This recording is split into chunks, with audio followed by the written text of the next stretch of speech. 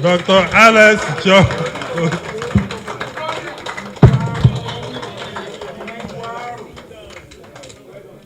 Your Excellency, the former governor of Anambra State and presidential candidate of Labour Party in the 2023 general election, Mr. Peter Obi, CON, your Deputy Senator Dati Baba Ahmed, National Chairman of the Caretaker Committee, Senator Esther Nenadi Osman, the Deputy Governor of Abia State, Engineer Ikechukwu Emeto, who is celebrating his birthday today.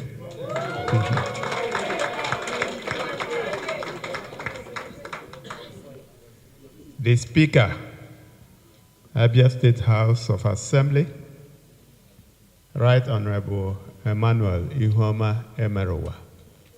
Please permit me to use you to recognize all members of our different houses of assembly, including the Deputy Speaker, Abia State House of Assembly. Let me use distinguished Senator Victor Ume to reach out to all our senators, both serving and retired, that are seated here. I'd like to recognize the Secretary of the Caretaker Committee, distinguished Senator Darlington Wokocha, the leader of the House of Reps Caucus, Honorable Ogene. Let me use you to reach out to your colleagues, both serving and retired. Distinguished ladies and gentlemen, all our governorship candidates and other candidates of Labour Party who are here, I want to welcome you and thank you for finding time to be here in person. I, on behalf of all of you, accept the apologies of the chairman of the Caretaker Committee. I think she may have been overwhelmed because the time I checked, I understood that the register said there will be no more than 40 or 50 people here. But then I think the interest that has been shown on the Labour Party itself and then the judgment that was passed last Friday got a lot of people here. So I want to accept your apologies, and I know you're a woman of excellence. I want to say, like I had said before, that it is a welcome relief that the Supreme Court gave the judgment that they gave on Friday, whose certified true copy just arrived minutes ago, the 48 pages.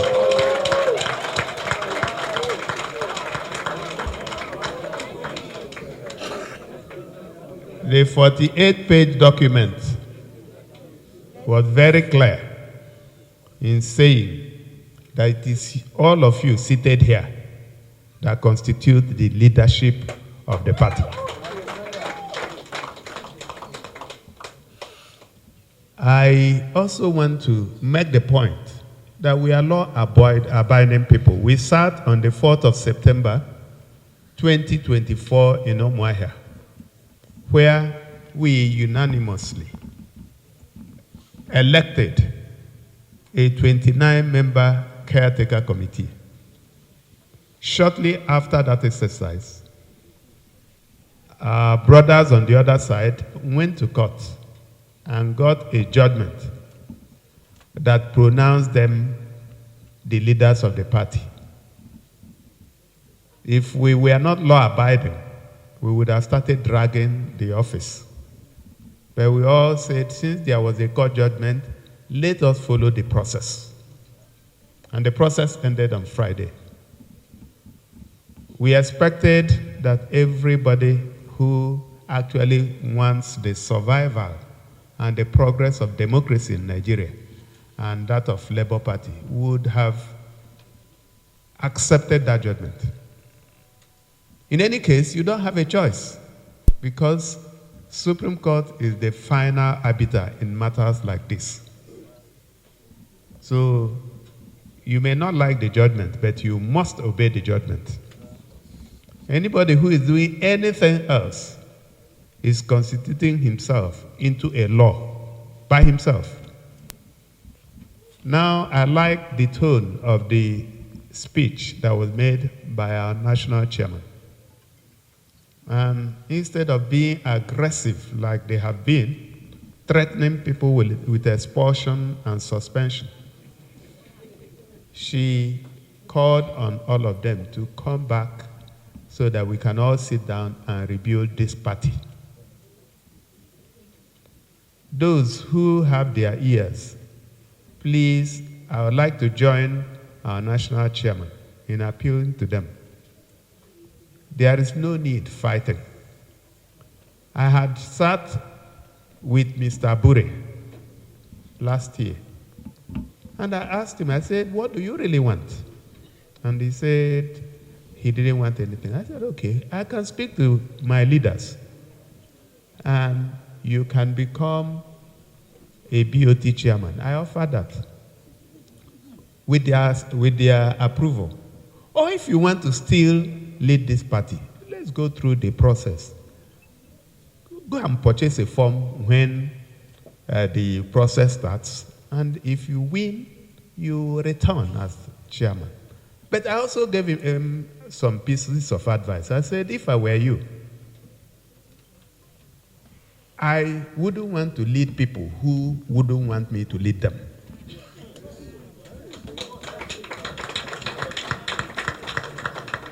So if you come into this kind of room and I present myself and I said I want to be your chairman, and you say you don't want me to be, there is no way I can impose myself. So we are still extending the olive branch to him and those in the former National Working Committee to sheath their sword. There's no need fighting. They will just be delaying the doomsday because it will still happen. The process of setting up a National Working Committee starts from the ward. You go through ward congresses, local government congresses, state congresses, zonal congresses, and then you now elect delegates that will go for the national convention.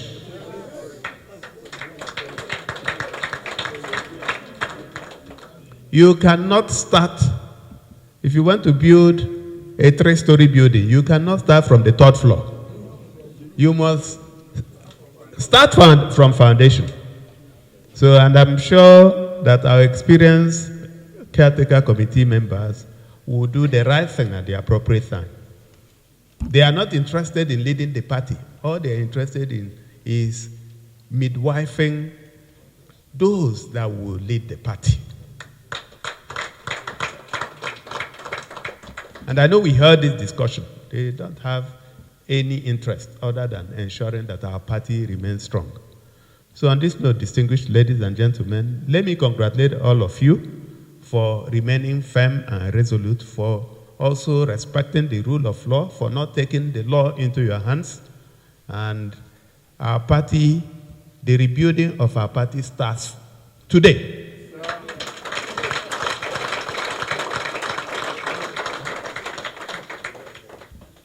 I want to also commit that I will stand by the caretaker committee. I will support them anyhow I can to ensure that the process is completed in no distant future so that our party can take off. Thank you very much for listening. God bless you.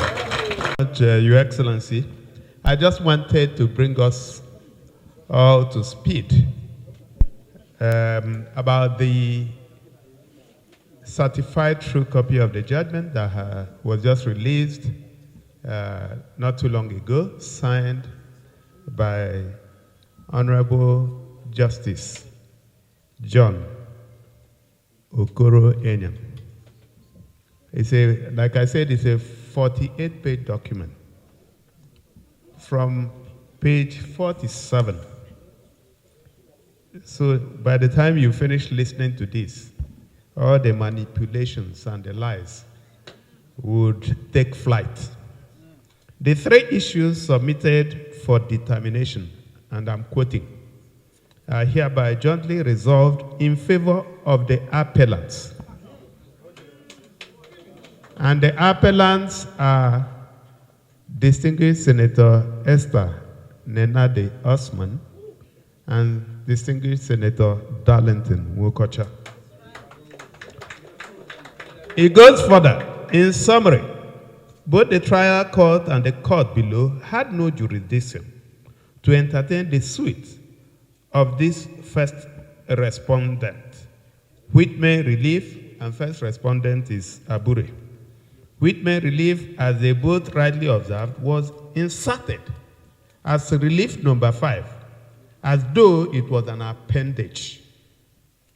Consequent upon the foregoing, the decisions of both trial courts and the court below, recognizing Barrister Julius Abure as the national chairman of the first respondent, are hereby set aside, and suite number FHC is hereby struck out for want of jurisdiction. In the same vein, the first respondent's cross appeal in appeal number being an offshoot of the same judgment of the court below is hereby dismissed. Before I am done, may I admonish political parties and their members to endeavor to always allow their constitutions, rules, regulations, and guidelines to guide them in choosing their officers as well as candidates. That way, incessant internal rifts, which always find their way to court, will be reduced. If the constitution of a political party has prescribed duration for tenure of office of an officer, such officer should be humble enough to live at the expiration of the tenure. In the final analysis, I find this appeal to be meritorious and is hereby allowed. Parties shall bear their respective course. Appeal allowed in very, very clear sentence. Signed, John Enya Okoro, Justice of the Supreme Court. Need we say more? No. Thank you.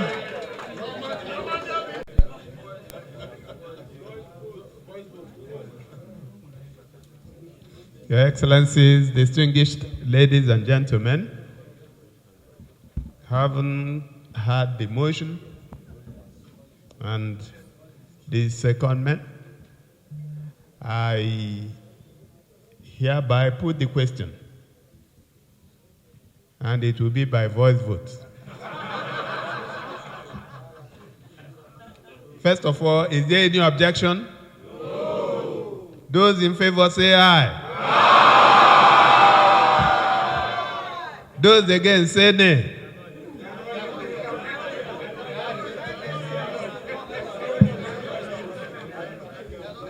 All right, I won't go the way of some. The ayes have it. Thank you.